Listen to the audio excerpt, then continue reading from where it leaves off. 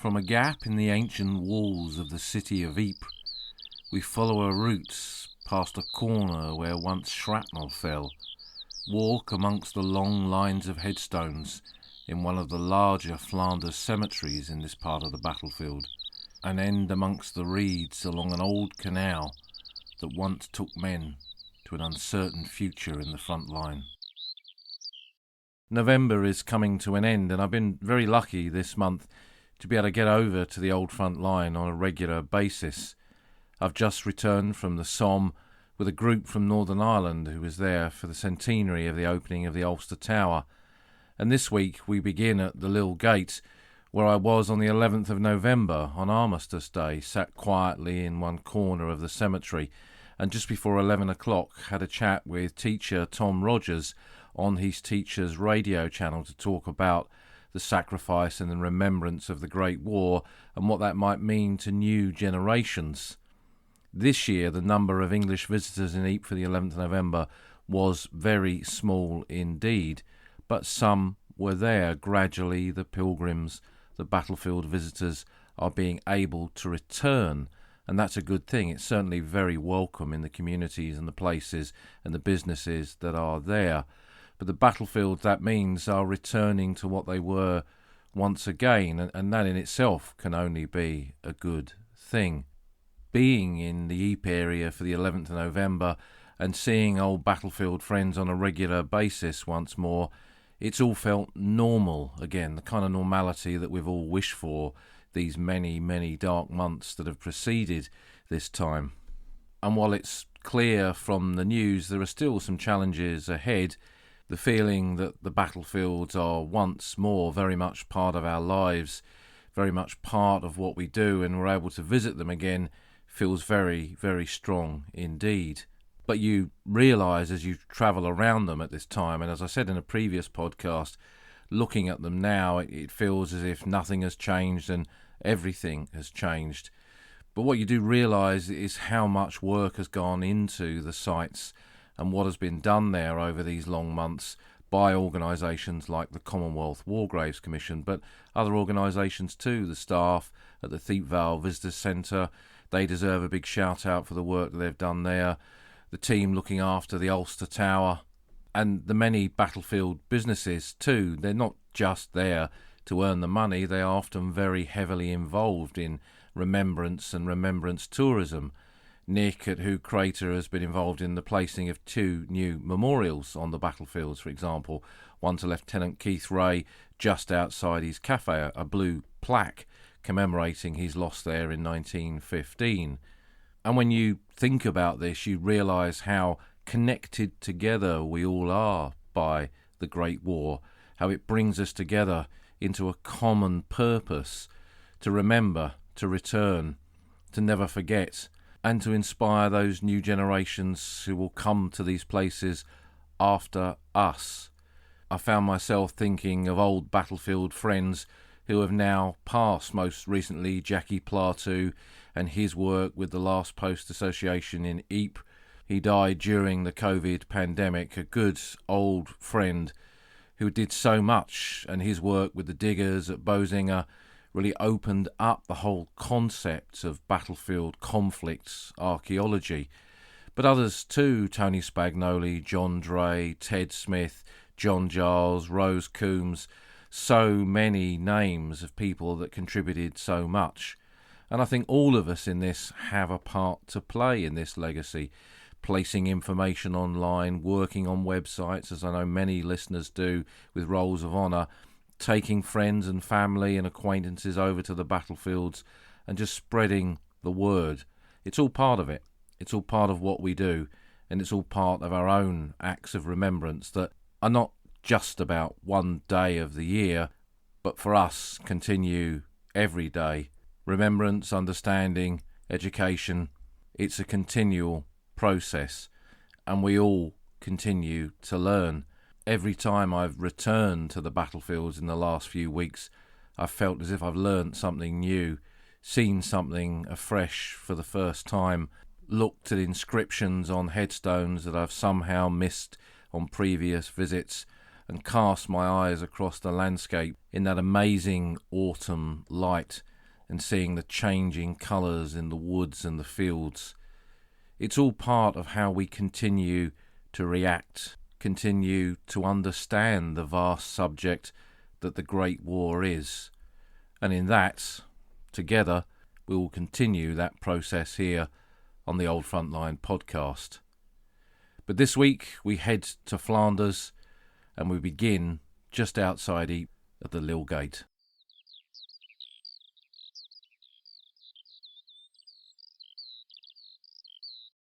The Lille Gate today is part of the bustling hub that is the modern city of Ypres. We've looked at the Lille Gate in some previous podcasts, and you can go back through the podcast catalogue to find those. But where are we and what are we seeing? The Lille Gate is so called because it was an exit out of Ypres on the road to Lille. Ypres was fortified by the military architect Vauban with these massive defensive walls. That tax, which had been harvested from the cloth trade in the medieval times and beyond, had been used to make the lives of the citizens of Ypres better, whether that was through drainage or fresh water or protection in the case of the walls. These walls at the time were considered invincible, and they protected cities like Ypres, because Vauban built them in many, many places across Europe, from the ravages of war that swept the continent at that time. By the period of the Great War, defences like this were almost redundant, and in the city of Ypres, where there had been four main gates, the Menin Gate that we know well because of the Menin Gate Memorial today, the Lille Gate that we know lesser than the Menin Gate, and then there was also the Dixmude Gate and the Newport Gates. They were the exit points through these walls out to the towns beyond. But the ramparts in the northern and the western side of the city had been dismantled by 1914, and this section from near the railway station through and past the Lille Gate and across to the Menin Gate was the only part of it that remained.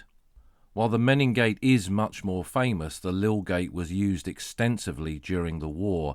It was in a position that was less visible from the high ground around the city of Ypres, so it couldn't directly be seen by the Germans, and a lot of units going out to the battlefield to enter the communication trenches and make their way up to the front line exited the city when they were billeted there through the Lille Gate rather than the Menin Gate.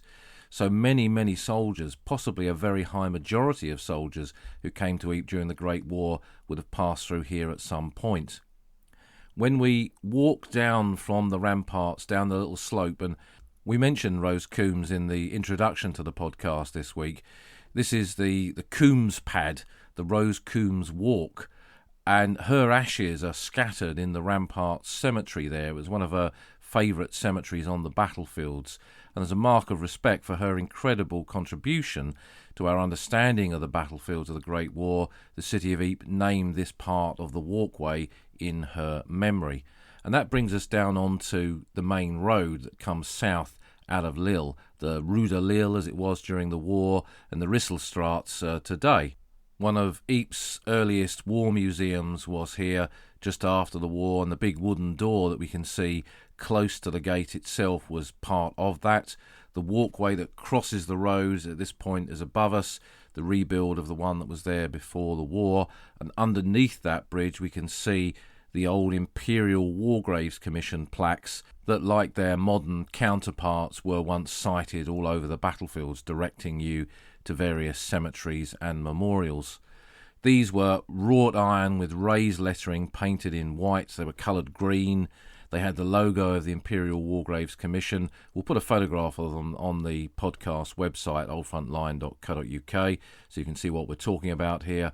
And today there are very few of these that actually survive on the battlefields themselves.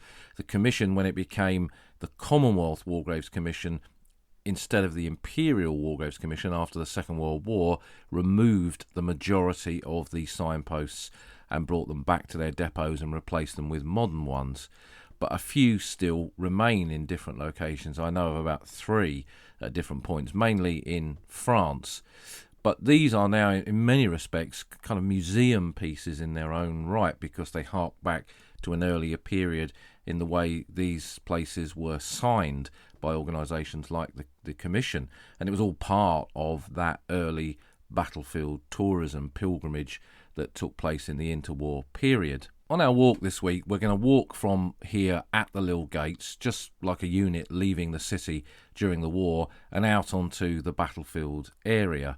We'll have Ypres behind us, and we're going to head roughly south, and there'll be a map on the podcast website for you to follow this. Our journey will take us down the road towards the Messines Ridge. We won't go that far, but en route we'll stop at a couple of places, and one of our key objectives is to get to Bedford House Cemetery, a large burial grounds just to the south of Ypres, and an important one in this area of the battlefields. But from here we'll walk out across the moat bridge, and as we go across to the far end of this moat bridge and we stop and we look back, we get a very, very good view back into the city of Ypres and this part of the ramparts with the Lille Gate bridge in place.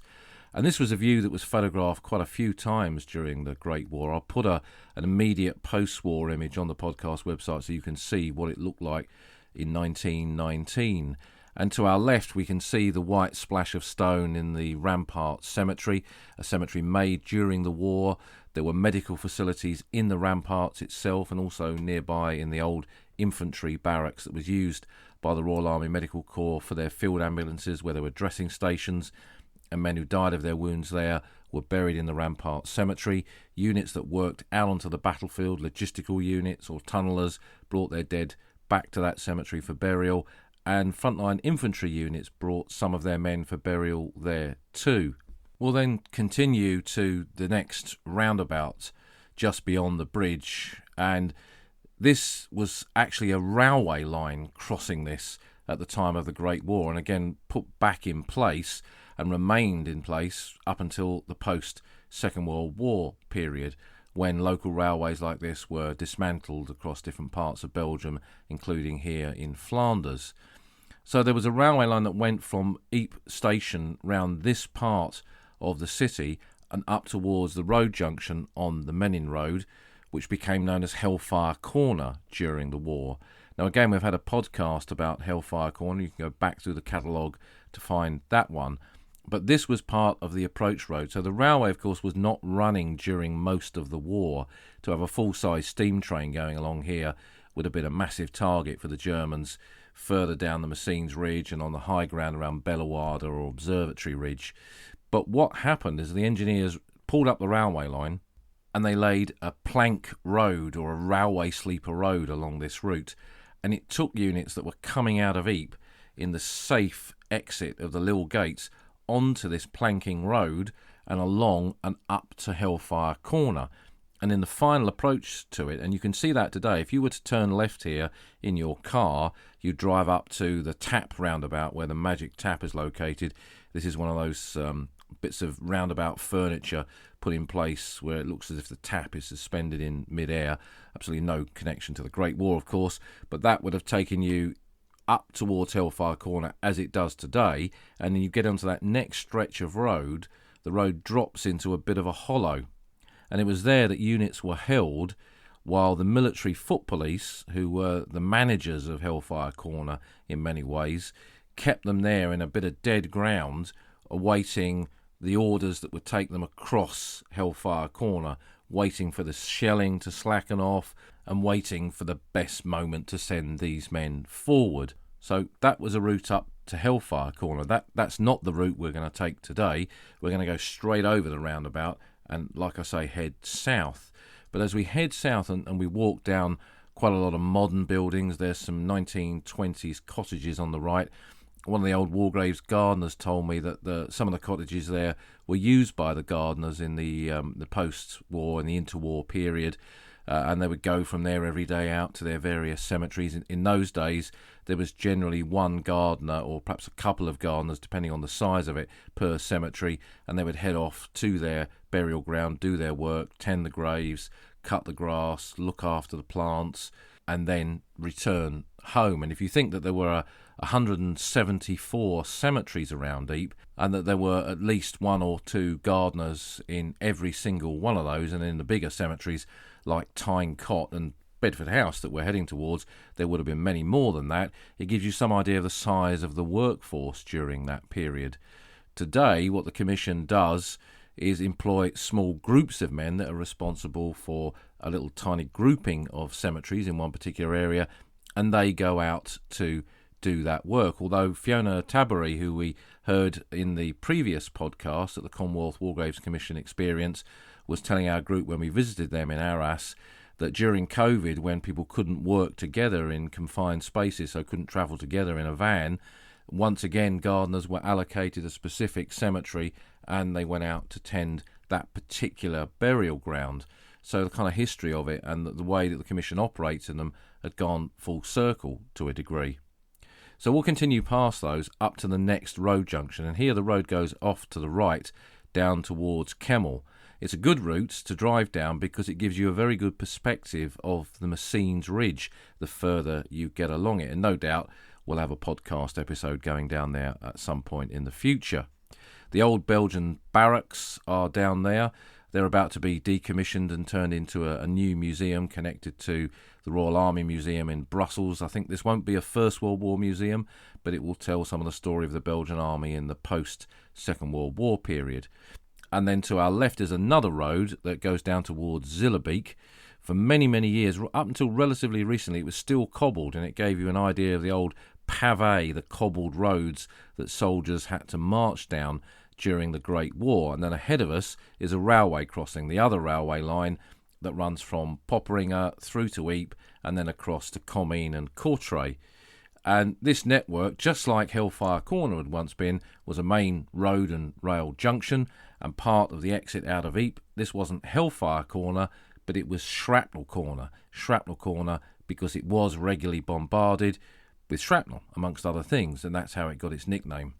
So not as famous, perhaps not as deadly as Hellfire Corner. There are some wartime photographs showing the remains of dead horses by the side of the road here, but it didn't seem to have that kind of hellish reputation, that deadly reputation that Hellfire Corner did. So this was another main route, and here you'd have come and either gone off to your right down towards Belgian Battery Corner and beyond along the ground towards Kemmel itself, or you'd have gone to your left to perhaps go up to the front line around Zillebeek on Observatory Ridge, Maple Copse or Hill 60, and then we're going to go straight on past both those roads over the railway line and then continue along this road. And as we walk along here in the distance, we can see some rising ground ahead of us to our left and a big wooded area. And the wooded area is the ground that was known as the Bluff, and what we're looking at is the northern part of the Messines Ridge, the high ground to the southeast and south of Ypres that was captured by the Germans in the First Battle of Ypres in October and November of 1914 and wasn't retaken until the Battle of Messines in this area in June of 1917. So we can see that the further we go down this road, the more potentially exposed we would be. So that would mean that any kind of movement above ground level here would have been impossible. So back behind us, close to the Lille Gate, we perhaps could have moved above ground level, but from here onwards, this is where we'd have entered the trenches. You'd have been in the communication trenches here and the approaches to get you up onto the battlefield, protected by your positions and not visible to the enemy on these high points, because a landscape barren, destroyed, smashed by artillery, you'd have stood out like a sore thumb, and you needed the protection of being in some kind of position, a communication trench, a breastwork position, whatever it was, and there were all of those in this area. But as we come down the road, we come to the entrance to a cemetery.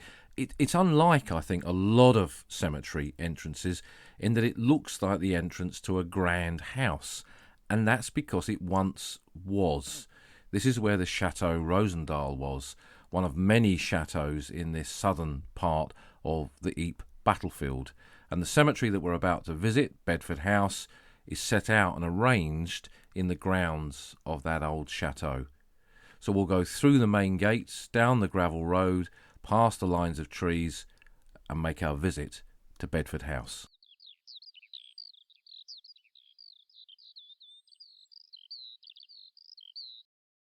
As we walk through the main gate of this cemetery, Bedford House Cemetery, we can already see the features that indicate that this was once the grounds of a large house. We can see part of the large house, the steps of it, just across to our left. There's a moat, and also the way that the entrance is designed like a long driveway, because that's exactly what it was. So what was here? Well, a chateau called the Chateau Rosendahl, or Bedford House, or Woodcote House on British trench maps. They renamed it with those names, possibly connected to units that were in the line in this area in the early phase of the fighting of 1914-15, although in 1914 there were more French units operating in this area, and the British didn't really have a major participation until the winter of 1914-15 and early of that year, when our sector began in the area around Saint-Éloi, the nearest village just down the road. This was a position that remained pretty much behind or just behind the British front line, even in the battles of April of 1918, when the Germans almost broke through at Ypres. This was part of the final front line around the city, the tight front line that resulted come the end of that Battle of Lille, when the Germans swept over the high ground near to Passchendaele, pushed us back, swept over the Messines Ridge, and the whole front around Ypres collapsed, but the city itself held. And we'll touch on the outcome of that further on in this walk. But for a big chunk of the war, particularly that quiet period of trench warfare, or so-called quiet period, from mid-1915, from the end of the Second Battle of Ypres, through to mid-1917 and the beginning of the Third Battle of Ypres, this was behind the British front line, and that front line was up on the high ground around the Bluff and along the Ypres-Comines Canal, and to the south towards Saint-Éloi. And units that were in the line here often had their headquarters in the building that was here. It was quite a big chateau.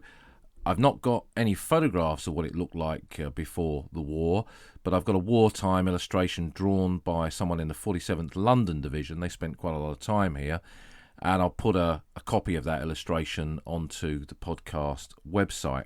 But while there were headquarters here, it was also used by field ambulances of the Royal Army Medical Corps.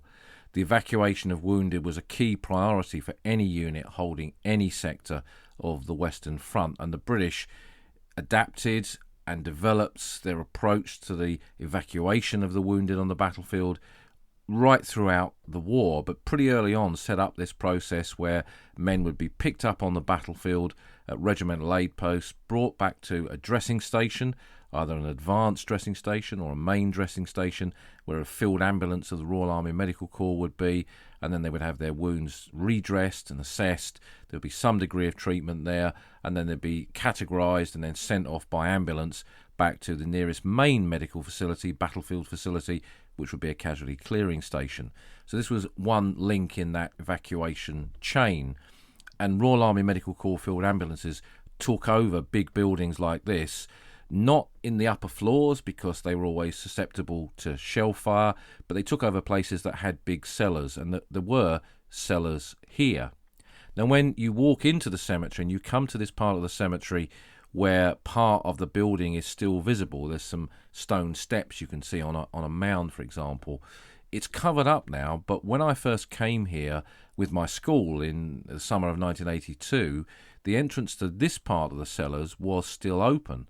And I remember as a teenage schoolboy with my mates and Andrew Whittington, who I'm about to travel over to the battlefields with again, we were there and we looked down into this and we could see a kidney-shaped dish floating around in the water, which didn't mean a lot to us then as teenagers on our first trip to the battlefields. But I could then look back and realise that this was probably a piece of medical equipment that had been left and discarded in there, and there it was in the 1980s, still floating around.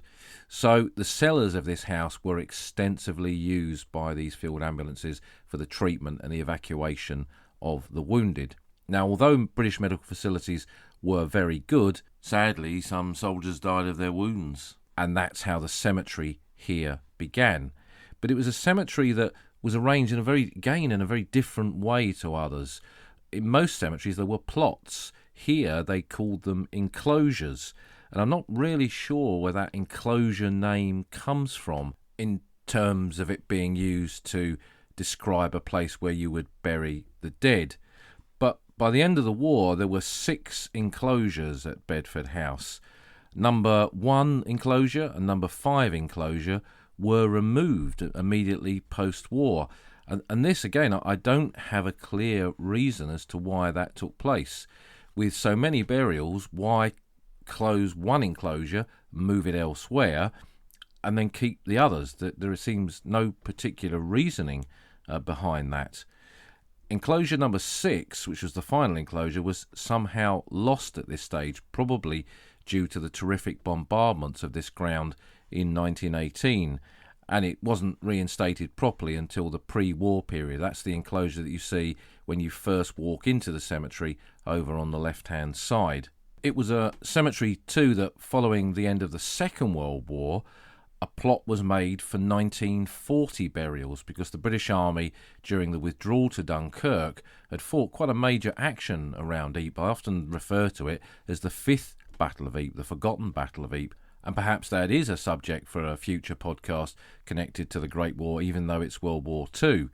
But in a circular area, a raised circular area of the cemetery, this plot of 1940 burials were made. Some of them killed down the road in Saint-Loire, where there was fighting, and you can see some of the 1940 damage on some of the buildings in Saint-Loire just down the road. But there was also fighting close to the Bluff and also up the road at Hill 60. So it became one of a handful of cemeteries around Ypres, and one of only a few cemeteries along the Western Front battlefields where there are clear defined plots from both world wars in the same cemetery. Today there's a total of 5,067 burials at Bedford House. So it's easy to drive past and en route to the Messines Ridge or elsewhere, but it does make it one of the major cemeteries around the city of Ypres. And it's well worth a visit, which I hope you'll agree at the end of this podcast once you've heard more about it. Of the burials that are here, about 60% are unknown, which for a cemetery made behind the lines, close to the battlefield, where the majority of burials would have been done by people who knew who they were burying, seems unusual. But there was that damage in 1918, and there were also plots that were moved in from other locations, which we'll come to. And I think it's better to examine this site enclosure by enclosure. So enclosure number 1 was moved elsewhere after the war. Enclosure number 2 was used during the war between December 1915 and October 1918. And then 437 graves were added to it from other cemeteries, including the École de Bienfaisance Cemetery and the Asylum Cemetery. Now, those are 2 very interesting wartime cemeteries that were closed and moved here. The École de Bienfaisance was a school just to the east of Ypres. If you go across the moat from the ramparts in Ypres, just south of the Lille Gate, on the modern footbridge, which walkers and cyclists use to get out onto the battlefields, there is a path on the other side of the roundabout there that takes you out into a rough bit of ground close to where the campsite, the municipal campsite, is located. And just beyond that, towards what's called the Picanol factory, that is where the École de Bienfaisance was. I recently turned up some 1919 postcards of the cemetery, and it was tucked up against one of the main buildings. It was quite a big building with wings and some quite fancy architecture, and damaged extensively during the bombardments of the Great War. But the cemetery seems to have been right up against one of the buildings, and it looks to have been a couple of hundred graves. And again, there was a dressing station at this site. I would guess that the building had its own cellars. For whatever reason, it was never rebuilt after the war, and then the graves were moved here.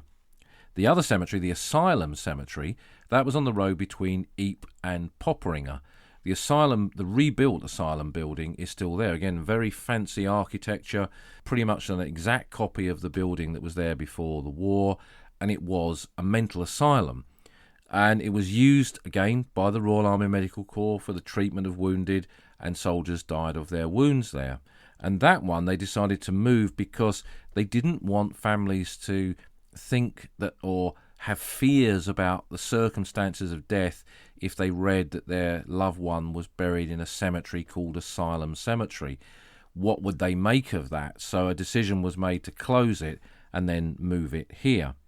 So that means in this enclosure number 2, there are a total of 672 British graves, 22 Australian, 21 Canadian, 5 New Zealanders, 5 men of the British West Indies Regiment, and 1 German.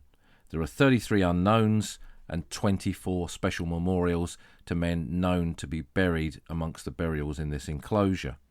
And there's a good spread of the war in here, but also quite a lot of men, particularly from the École de Bienfaisance and the Asylum Cemetery, killed in that 2-year period of static trench warfare. So not in major battles, but just holding the line. Soldiers wounded up on the battlefield, brought back for treatment and died of their wounds. Now this enclosure number 2 is the first one that you come to, having walked down the gravel entry and gone up over the steps into the first group of graves.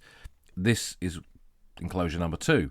And one of those that I always come to visit when I come here is the grave of Lieutenant Colonel Oswald Croshaw, DSO. Now, he'd served in the Glasgow Yeomanry, so he was a British-Scottish officer who was in fact a Boer War veteran. He was described as charming and debonair, but he served not with a Scottish regiment or a British regiment, but as a commanding officer of an Australian battalion, the 53rd Battalion Australian Imperial Force, and was described by C.W. Bean, the Australian official historian, as one of the noblest British officers in the AIF.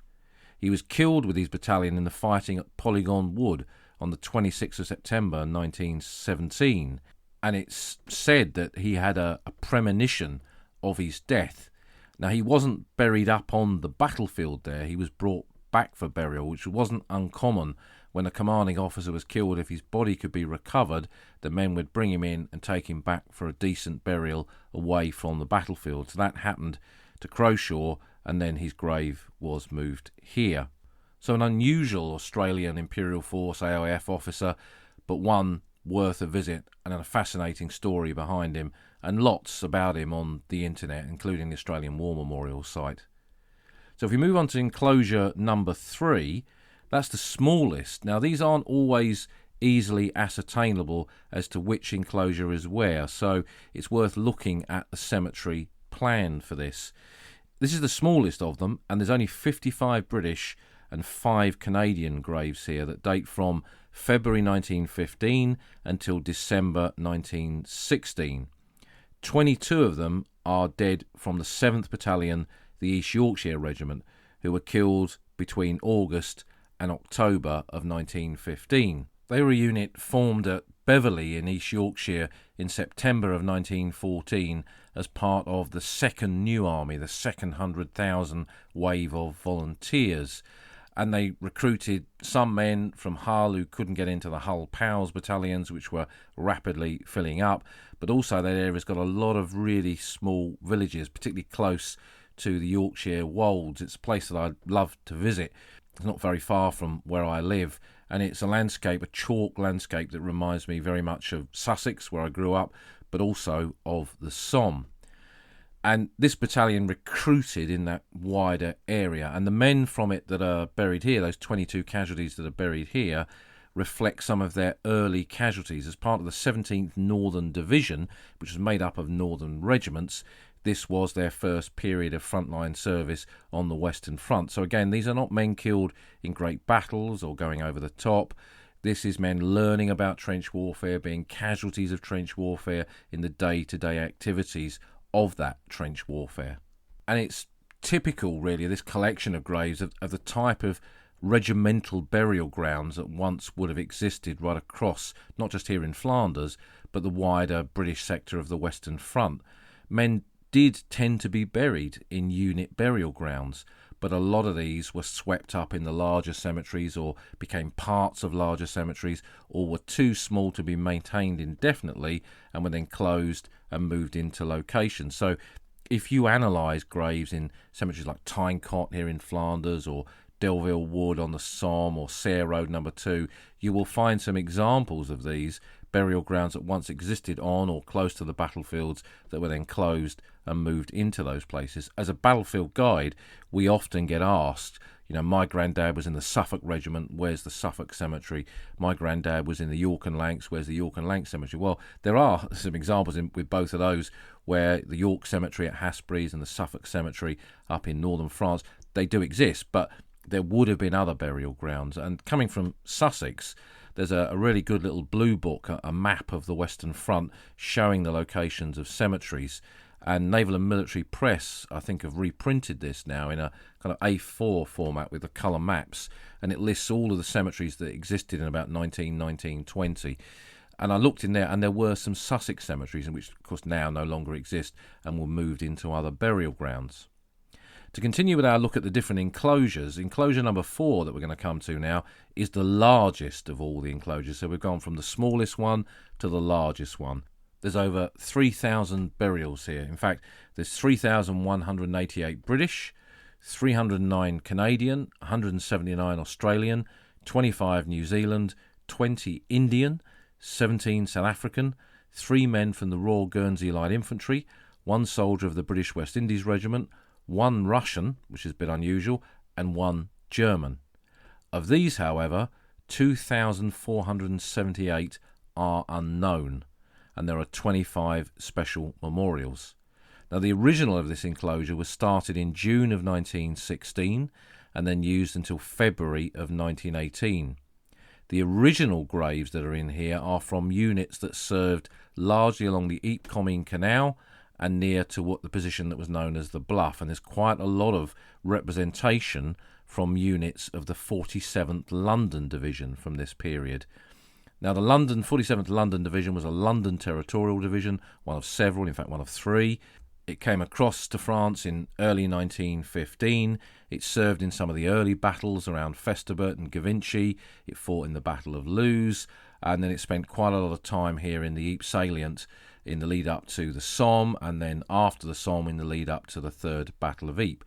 So it was very much an Ypres division. Its divisional history is a very, very good one, with a lot of good maps and a lot of good illustrations. It's available as a digital download for free from the Internet Archive.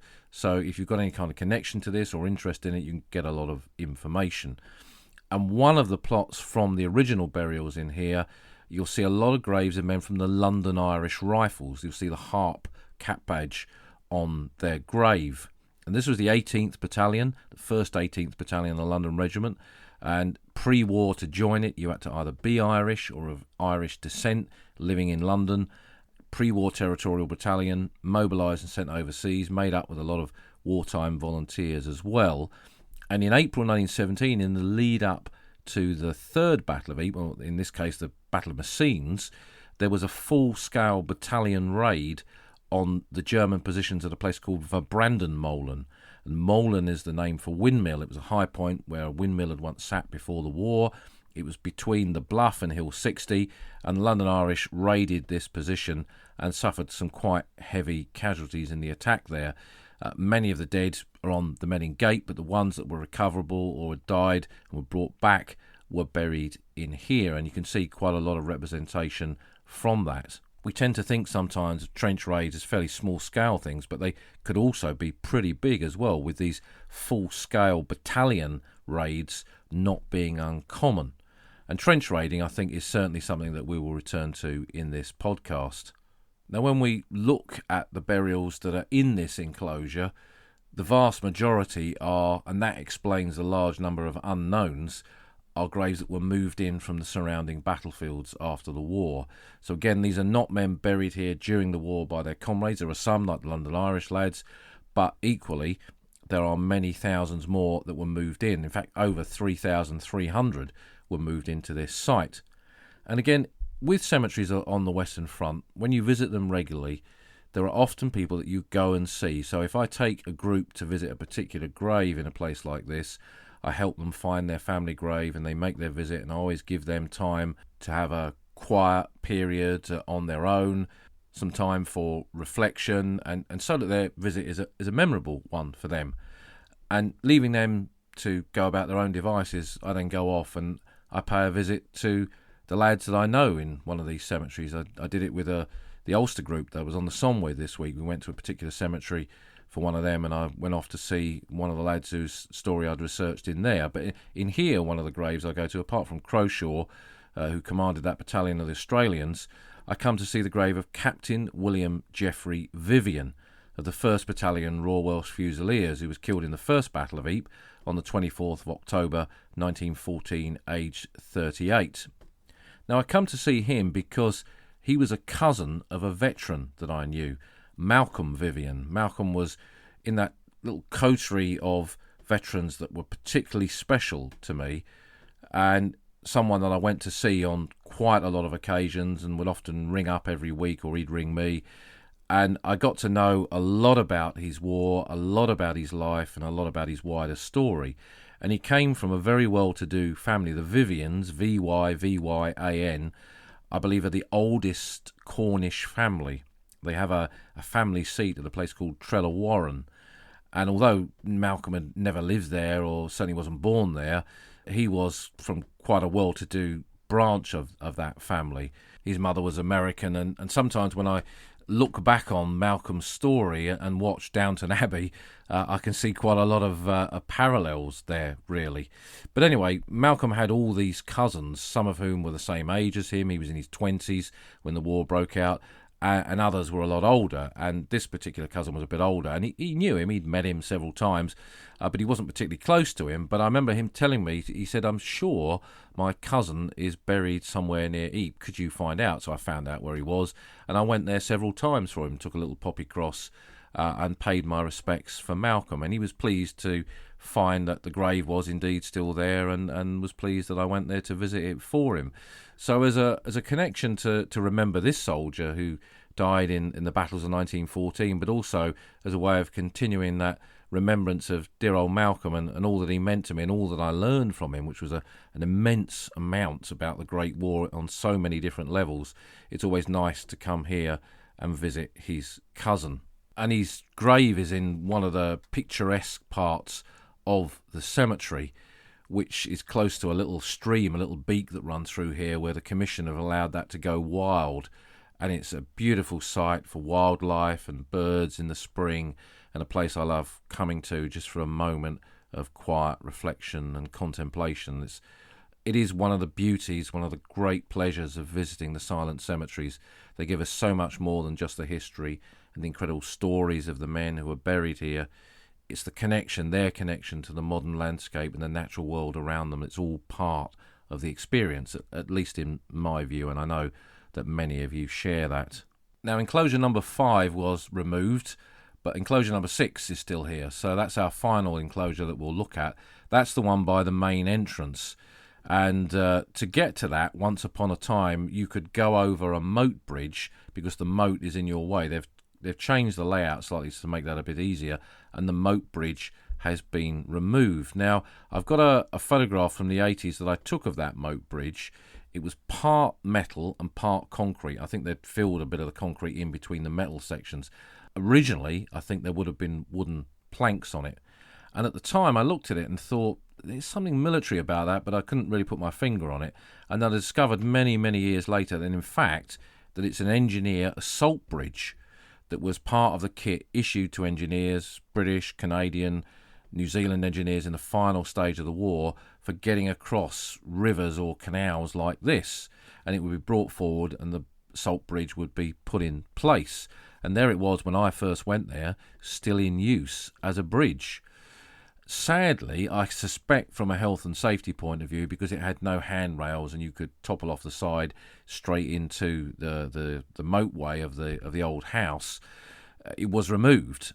And I hope it wasn't just scrapped. Where it is now, I don't have any ideas. If any of our friends in the Commonwealth War Graves Commission can find out, I'd be certainly interested to know. But I'll put a picture of it on the podcast website so you can see what it once looked like. But anyway, coming into enclosure number 6, this is the one that was very badly damaged by shell fire.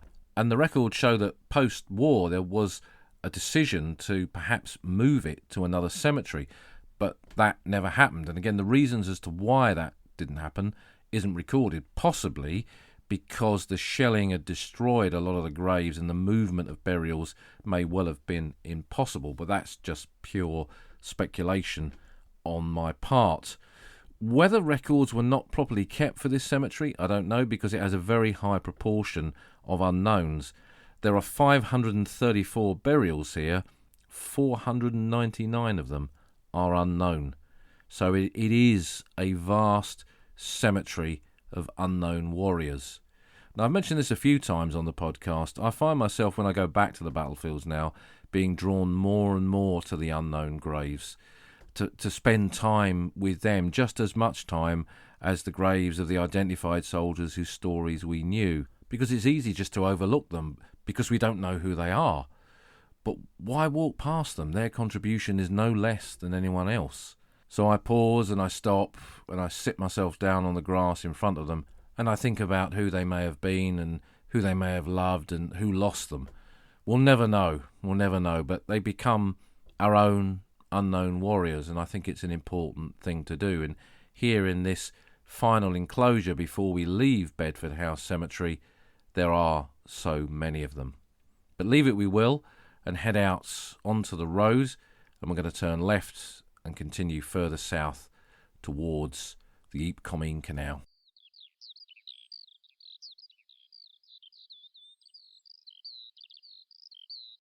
Walking down this road, we see across to our left a modern Belgian farm, and in front of it is a moated area with some trees, where we also see some concrete bunkers from the Great War. Now, these are not German bunkers, they're British bunkers, and as we've said a few times on the podcast, the British tended not to build things out of concrete. Concrete bunkers, it was defensive technology. You couldn't pick it up and carry it with you when you were making an attack.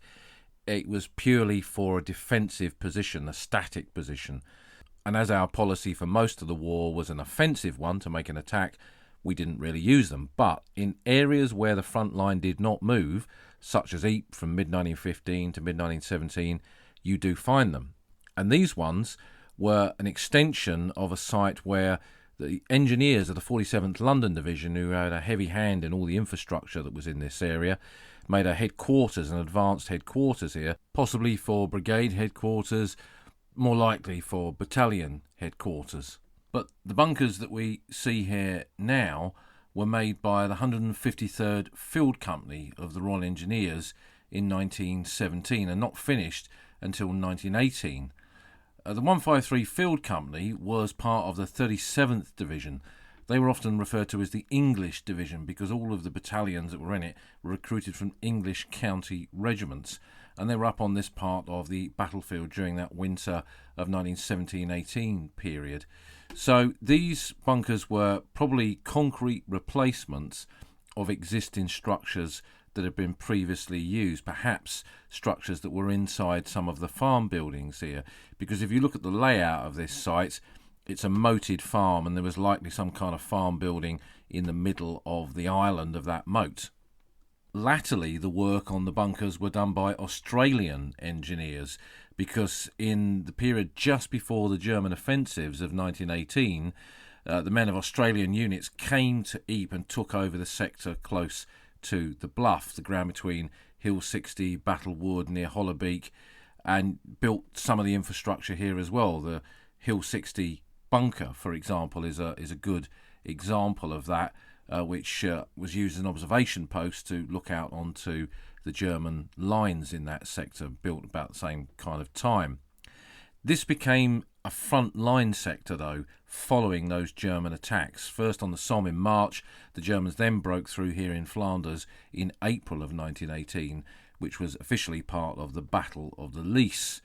And the front collapsed, as we've said earlier, around Ypres and pushed very close to the city of Ypres itself.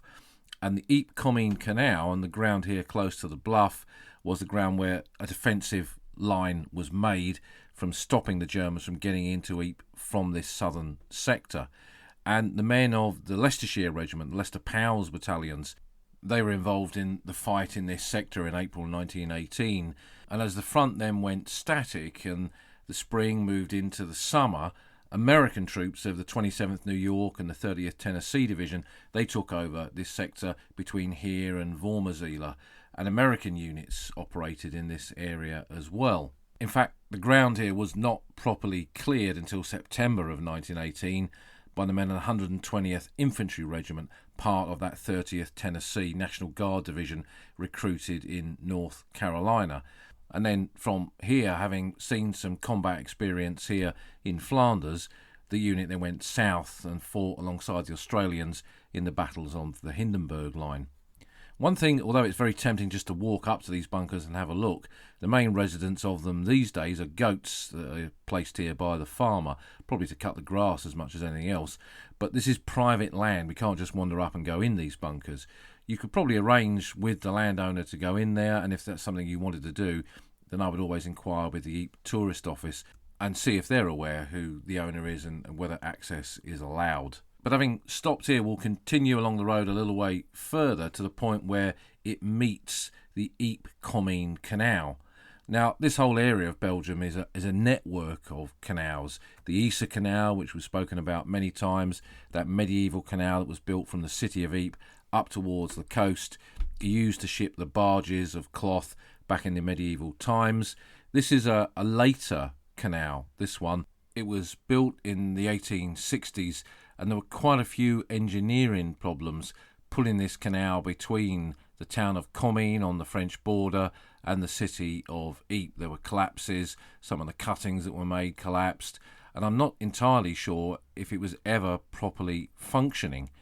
And it seems to have been kind of semi-redundant even by the 1910s.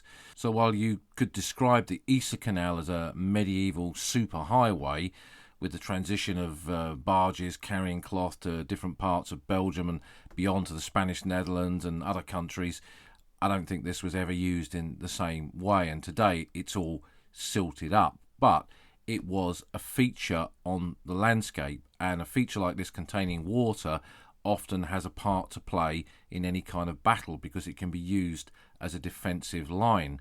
Here it ran up through a section of the battlefield, and further in the distance where the trees are, it created this area of unnatural spoil. So spoil, the earth where the cutting there was made, was tossed up either side of the canal, creating this bit of high ground that became known in the Great War as the Bluff. But then in 1918, the canal could and indeed was used as a defensive line. As the Germans were pushing hard against Ypres, you could blow the bridges across it, stop the Germans from easily crossing it. If they did cross it, they'd be crossing it under fire.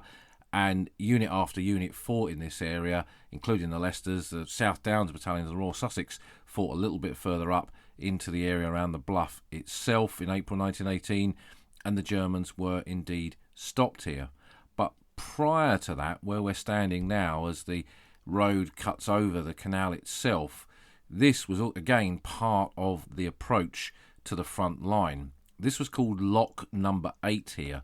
There was a large number of locks at different points in the canal, as there are with any canal, but lock number 8 was one of the more famous ones to the soldiers of the Great War, because this was part of the approach route to the front line, to the trenches up on the bluff, and this static part of the Ypres front. And when we think about that 2-year period, unit after unit, thousands upon thousands of men passed through here and would have known this location going to and from the forward trenches in this part of the Ypres salient.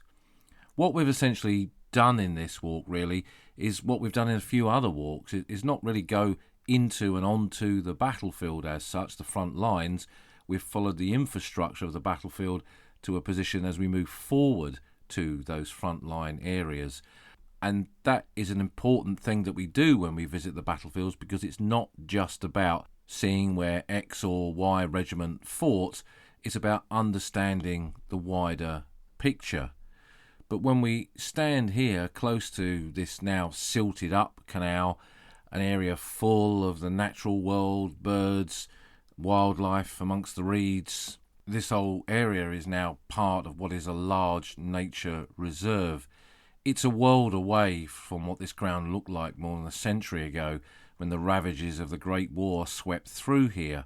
But we stand at this spot and look down the line of the canal towards that rising ground where the trees are, the bluff, the front line, an area of great killing, of great fear to the men who were there during the Great War. One of those defining positions along the Western Front, which seemed to draw in and consume unit after unit of both sides here during those years of 1914-18. We can stand here like watchers on the shoreline. We can see what was once the storm ahead. Paths to walk another day along the old front line.